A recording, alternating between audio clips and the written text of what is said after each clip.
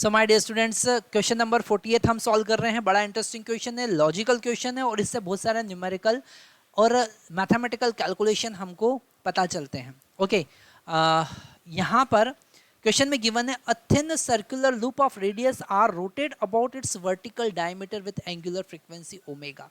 Okay, यहाँ पर हमारे पास में एक वायर का लूप है ना, एक वायर का सर्कुलर लूप है, जस्ट अ मिनट, लूप है, ये एक सर्कुलर लूप हमने बनाया।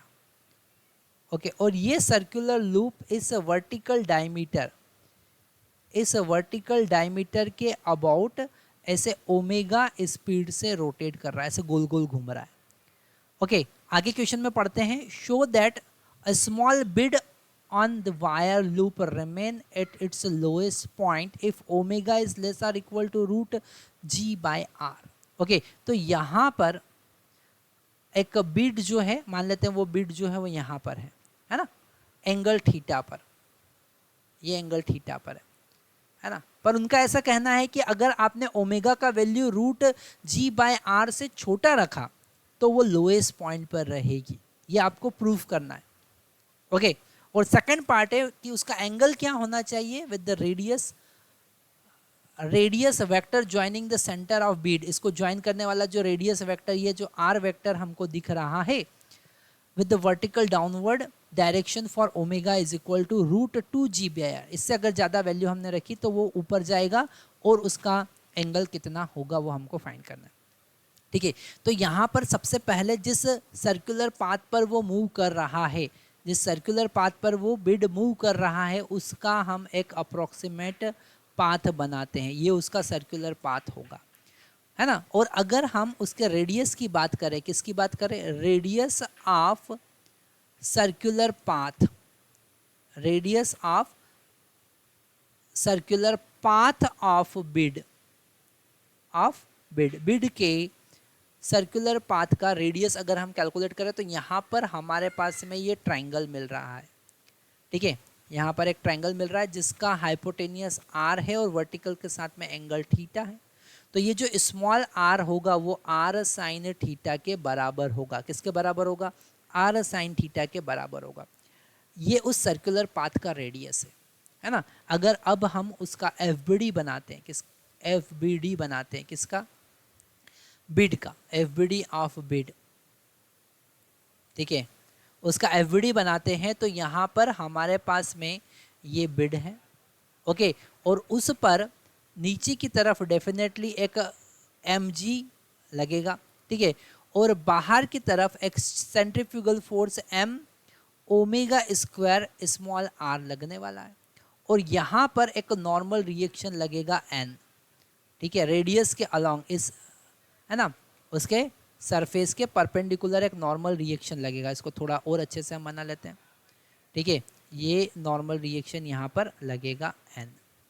ठीक है, और ये नॉर्मल रिएक्शन का एंगल वर्टिकल के साथ में कितना होगा, थीटा होगा, है ना, वर्टिकल के साथ में थीटा होगा। तो यहाँ पर अगर इस नॉर्मल रिएक्शन को हम दो पार्ट में रिजॉल्व करें, है ना, एक हम रिजॉल्व करेंगे n cos थीटा और एक उसका हॉरिजॉन्टल कंपोनेंट होगा n sin थीटा, है ना।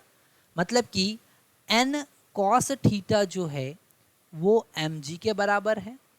ओके, और n sin थीटा जो है वो m ओमेगा स्क्वायर r के बराबर है। अब r का वैल्यू जो हमने फाइंड किया है वो यहाँ पर पुट कर देते हैं।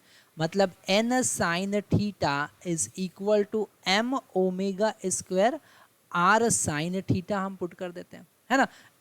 यहाँ पर साइन थीटा से साइन थीटा कैंसिल हो जाएगा। नॉर्मल रिएक्शन का वैल्यू आया m omega square capital R, और ये कैपिटल R उस सर्कुलर लूप का रेडियस है ना। और उसके ऊपर बिड ऐसा गोल गोल, पूरा सर्कुलर लूप घूम रहा है और उसके ऊपर बिड ऐसा गोल गोल घूम रहा है। n का वैल्यू हम फर्स्ट इक्वेशन में पुट करते हैं, n cos theta equal to mg। तो यहाँ पर m omega square R into cos theta equal to mg। तो m से m यहाँ पर कैंसिल हो जाएगा, है ना। कॉस थीटा का वैल्यू अगर हम फाइंड करेंगे तो वो हमको मिलेगा g divided by omega square. तो यहाँ पर कॉस थीटा का वैल्यू हमारे पास में आया g by omega square r। ठीक है। अब हमको पता है कि कॉस थीटा का वैल्यू, ये वाला केस हमने जो डिराइव किया है ये उसके सर्कुलर मोशन के लिए डिराइव किया है। अगर ये केस सेटिस्फाई नहीं होता है, अगर ये केस सेटिस्फाई नहीं होता है तो वो सर्कुलर पाथ पे नहीं मूव करेगा, मतलब कि लोएस्ट पॉइंट पर होगा। मतलब कि अगर if this g by omega square R, है ना, 1 से बड़ा हो जाएगा, अगर 1 से बड़ा हो जाएगा, या फिर हम कह सके 1 से बड़ा हो जाएगा तो कंडीशन नॉट सेटिस्फाई, हम लिख सकते हैं कंडीशन सेटिस्फाई नहीं होगी, condition not satisfy for circular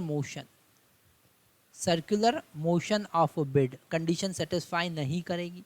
और अगर कंडीशन सेटिस्फाई नहीं करेगी मतलब कि this omega square should be less or equal to g by r, मतलब omega should be less or equal to root g by are.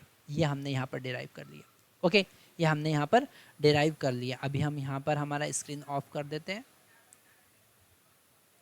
Okay, ये हमने यहाँ पर डिराइव कर लिया। ओमेगा का वैल्यू छोटा होना चाहिए। अगर हम यहाँ पर ओमेगा का वैल्यू, सेकंड वाला बी पार्ट हम यहाँ पर सॉल्व कर रहे हैं, ठीक है, बी पार्ट हम यहाँ पर सॉल्व कर रहे हैं। बी पार्ट में गिवन है कि अगर आपने ओमेगा का value root 2g by R put कर दिया, तो यहाँ पर पुट कर देते हैं।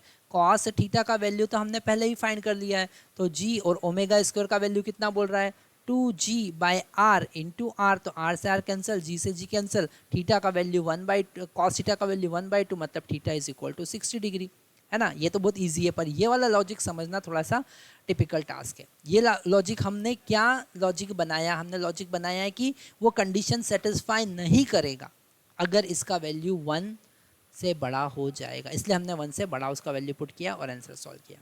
Thank you very much.